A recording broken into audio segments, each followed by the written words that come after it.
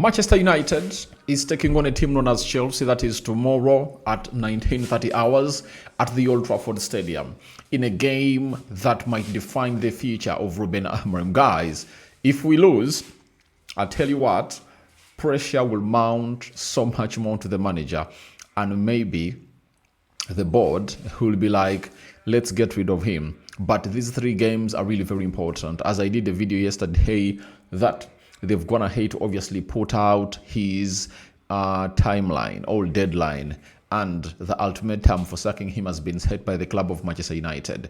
United comes into this particular fixture when they've lost to Man City 3-0 Telibri, that is last weekend, and then Chelsea drew 2-2 with Brentford, and then they went ahead to suffer a 3-1 defeat in Germany, as Bayern Munich went ahead to obviously score those goals past them. And it was Harry Kane with a brace and an own goal from Chalobah, with a consolation goal coming in through from a man known as Carl Palmer, who had just gone ahead to return from injury. He's really back, and if you know Carl Palmer, you obviously understand that he's obviously going to be giving the side of Manchester United some bit of threats through that midfield of that particular game. Smash like button, comment and share. If at all you're watching us for the very first time, endeavor to subscribe to this channel so as not to miss out on stories that we do upload in here on a daily. Rock and David is my name, and hope you guys are really having fun wherever you are. And let's continue to subscribe to this channel to see to it that all really goes on well as we want it to be. Now, the side of Manchester United has obviously gone ahead to really have some players back, and we have some good news. Cunha, Mount, all those are really back for the game of Chelsea, and that has been confirmed by the manager of Manchester United, that is Ruben Amorim. For the side of Lisandro Martinez, he's still out, and he's not obviously going to be part of this team, but the rest of the players are readily available. You understand? Then when we go to Chelsea, the team news of Chelsea has the likes of Romeo Lavia, Badiashile. All those are really having unspecified injuries. Then Levi Colwill is having an injury. Liam Delap, hamstring. Dario Esugo, thigh injury. And Makalo Modric, who is really suspended in there.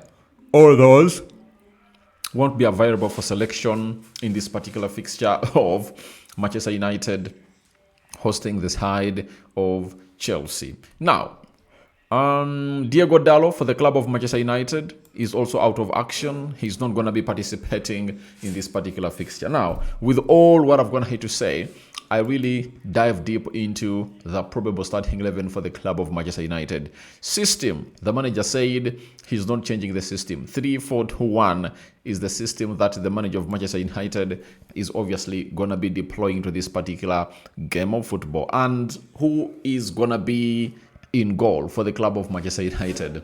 Lamens was signed the deadline day, and he missed out on the game of Man City. He was on the bench, and this game of Chelsea comes in through. And a statement was made by Paul Scholes and Roy Keane that look at Man City. They brought in Donnarumma and they threw him direct in between the stitches for the team of Man City, and moreover in a Man City derby. You understand?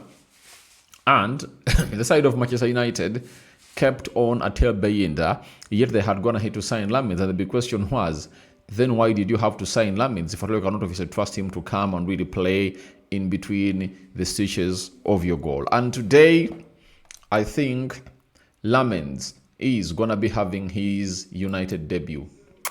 That is it. He's obviously going to be coming in for his Manchester United debut in the mix. Now, from there, we go to the back three for the club of Manchester United, and I see Lenny Yoro. He's undroppable, playing on the right of the three-man central defense. Then we go Luke Shaw on the left of the three-man central defense. Then Matthias De Ligt at the center of the three-man central defense. I think ever since the season started, these have been the three players that have been playing the back three for the manager. And I think they're really looking good. That is, they'll be looking good. Now, right wing back. With Chelsea coming in through with a lot of force at Manchester United, and we all know that they're really creative, I think the manager will obviously go for Mazarawi in there to play as a right wing back for the club of Manchester United. Left wing back, I see Patrick Dogu coming in through to play into that particular position. Then the midfield, the double pivot. This is where we are really having lots of question marks. The midfield, the double pivot. You understand? With Manuel Ugarte, not really looking good against a team known as Man City, but looks like he has been really looking good, because the moment the manager really dropped Casemiro, who has been playing the previous games for the club of Manchester United in the Premier League, that is against Arsenal, Fulham, and Burnley. That means there has been something important that Ugarte has gone ahead to show to his manager, and I think this lad will obviously maintain his position into that double pivot, because he covers huge distance, and when you're going to be playing against Chelsea, you really need those two players. You need a player who is obviously going to be a workaholic in there, as they're really having Moise Caicedo and Enzo Fernandez, alongside who, obviously, this manager will always look out for Bruno Fernandes to be played in the double pivot, because if he played him against City when you're playing away from home, I tell you what, if he did that, then there is no way he's not obviously going to be doing it when you're really playing a side known as Chelsea at home. I see Bruno Fernandes again played the double pivot, and the manager is like, I'll prove you wrong that this man deserves to be playing in that position. Yet we all know that it should be Kobe Mainoo playing in that position.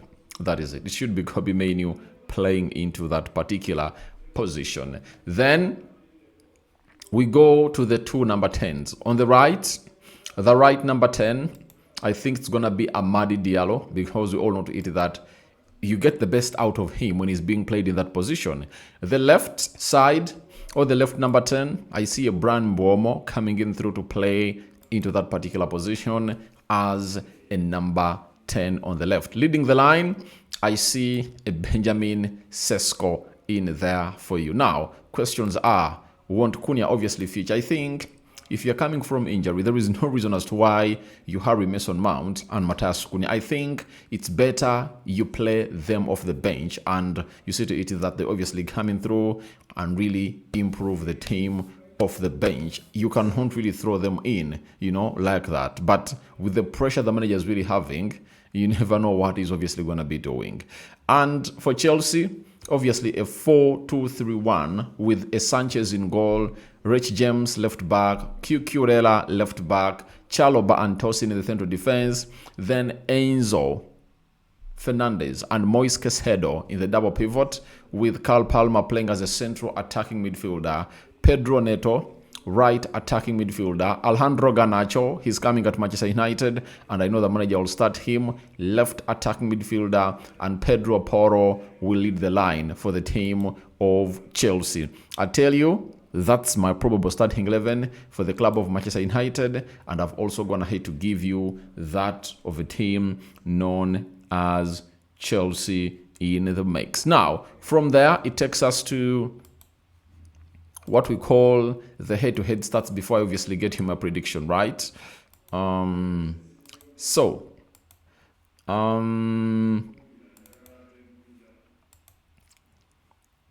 you look at the head-to-head stats, they are on the screen. Manchester United are unbeaten in their last 12 Premier League home games against Chelsea, with 5 wins, 7 draws since a 0-1 defeat in May 2013 at Old Trafford. Indeed, Chelsea's win rate of 18% at Old Trafford in the Premier League, 6 out of 33 is their lowest away to any side they have visited 10 plus times in a competition, meaning that United really has an upper hand when they're really playing against Chelsea.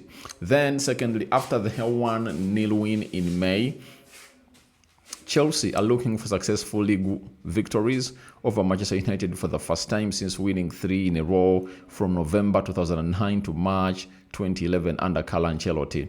The Blues 2 wins in their last 3 league games versus the Red Devils. 1 draw, are as many as their previous 17 beforehand. 2 wins, 9 draws, and 6 losses. Chelsea versus Manchester United is the most drawn fixture in the Premier League history, finishing level 27 times. 14 of those draws have come at Old Trafford, with Everton against Spurs at Goodson's Park, the only fixture at a specific venue to be drawn more often in the competition. Fourthly, Man United have won 2 of their last 3 home Premier League matches, with 1 loss, as many as in their previous 11 at Old Trafford combined. 2 wins, 2 draws, and 7 losses. They are looking for consecutive home league victories within the same season and under the same manager for the first time since Erik ten Hag in December 2023. So we last won 2 consecutive games, in the league at Old Trafford in 2023 under Erik ten Hag.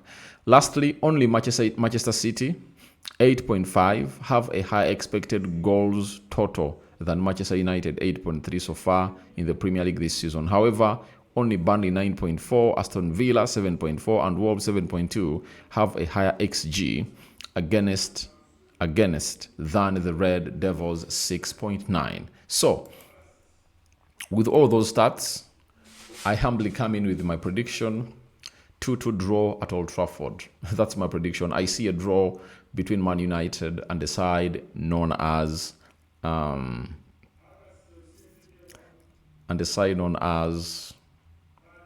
Chelsea. I don't know what your thoughts are about it, but that's my prediction. I see a draw written all over this game, but we wait to see how the game really transfers and unfolds at Old Trafford. That is over the weekend. I'm out.